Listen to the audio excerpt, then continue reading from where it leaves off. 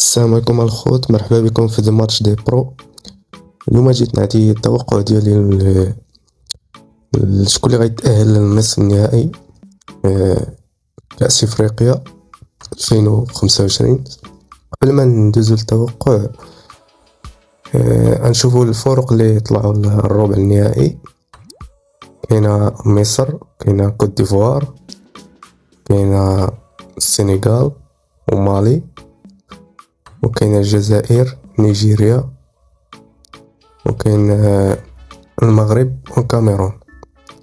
بالنسبة للجزائر ونيجيريا، التوقع ديالي أن منتخب الجزائري غادي تقصى، مع احترامي للمنتخب الجزائري وما قدموا أداء زوين في هذا الكان، ولكن أنا بالنسبة لي ما تختبروش نيت شي اختبار لي يعني ما طاحوش مع شي فرقة اللي واعرة نيت.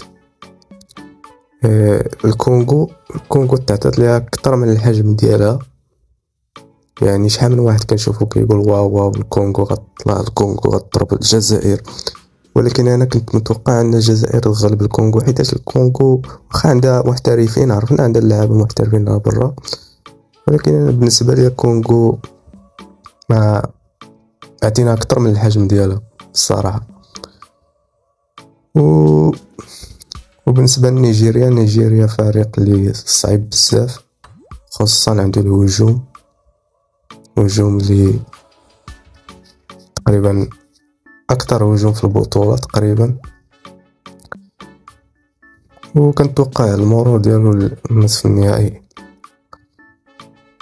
قبل ما ندوزو للمنتخب الوطني غندوزو للمنتخب المصري وكوت ديفوار.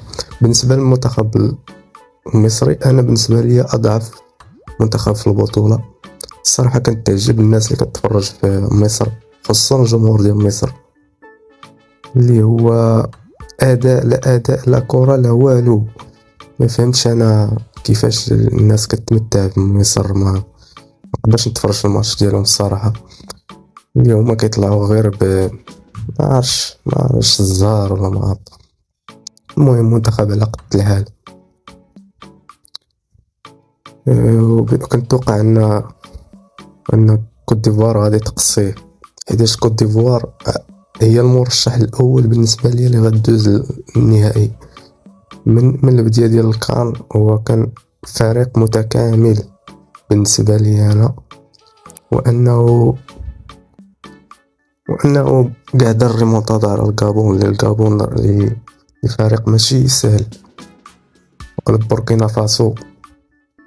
المهم انا كنتوقع مرور كوت ديفوار. بالنسبه للسنغال ومالي، هذا ماتش صعيب. كنتوقع لوجيك السنغال غدوز، ولكن مالي غتهدف السنغال، وممكن كاع تقصي السنغال الى داهم الاشواط الاضافيه ودازوا الركله الترجيح، حيت السنغال عندهم كيدافعوا مزيان، مالي كتدافع مزيان، والسنغال عندهم مشكل في الدفاع. وبالنسبه للمنتخب الوطني المغربي، انا كنتوقع مرور المنتخب الوطني المغربي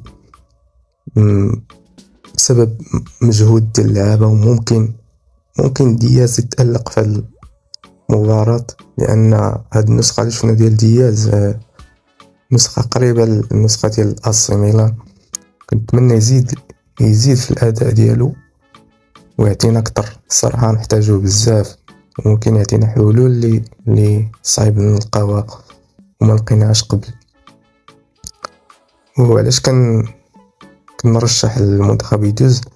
لان عندنا لعابه اكثر قيمه من لعابه ديال الكاميرون، والصراحه خسر كراكي يدير عقلو، وراه ان شاء الله غادي نضربو الكاميرون اللي فريق عنيد، ولكن بالنسبه لي ماشي شي فريق اللي زعما اللي غادي يغلب المغرب. هذا هو التوقع ديالي، وما كنقولش ان كاميرون فريق ضعيف، ولكن كنشوف من وجهة النظر ديالي أن كاميرون راه ضغطات عليها فاش لعبت مع جنوب افريقيا، ضغطات على جنوب افريقيا، ولكن جنوب افريقيا كانوا ناقصهم التركيز، كانوا لاعبين بعشوائيه، واخا كانوا مدورين كره مزيان وكانوا مستحوذين، ولكن ناقصهم التركيز والفينيش، ما كاينش اللي يماركي. و داكشي دازتو كاميرون كانت غير مدافعه ولعبها على الكونتر اتاك، وعرفت ان هذا هو اللعب ديالهم، ولكن انا كنشوف المغرب الا دار اداء مزيان غادي يدوز ان شاء الله. المهم اعطيونا الاراء ديالكم في التعليق، وشكرا لكم بزاف.